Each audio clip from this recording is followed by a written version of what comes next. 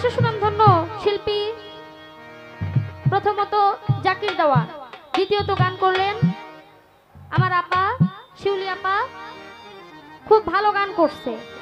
তবে জাকির দেওয়ান শুনলাম ওনার উস্তাদ নাকি শামসু দেওয়ান, কেউ বলে অন্ধ শামসু এবং কি কেউ বলে কানা শামসু।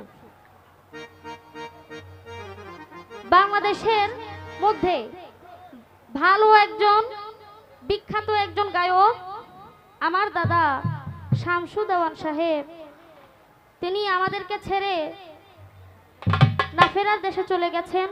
সকলে তার জন্য দোয়া করব, জানি আল্লাহ তাকে জান্নাতবাসী করে। সেই দাদার পবিত্র পাক দরবারে আমার ভক্তিপূর্ণ চুম্বন রইল। আসসালামু আলাইকুম।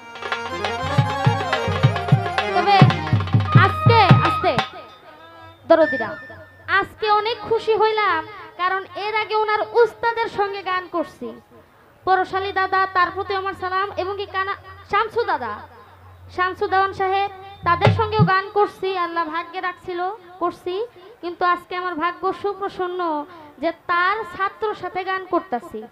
জাকির দেওয়ান সাহেব তার সুযোগ্য ছাত্রর সাথে আমি গান করতেছি। যাক, তার ছাত্র মানে আমার ছেলে, কারণ শামসু দাদা তো আমার ছোট বউ বানায় থুয়ে গেছে। যাক, আমার ছেলের সাথে আমি গান করব, সকলে দোয়া করবেন, বাবাও আমার জন্য দোয়া করবে। যেহেতু দাঁড়িয়েছি, যাকে সৃষ্টি না করলে 18,000 মাকলুকাত গাছ বৃক্ষ তরুলতা কিছুই সৃষ্টি হতো না। সেই দয়া নবী মায়া নবীকে নিয়ে আমার কাছে একটি শান থাকবে, তারপরে চেষ্টা করব যার দরবার এসেছি তাকে নিয়ে আমার কাছে একটি গান থাকবে। ধন্যবাদ।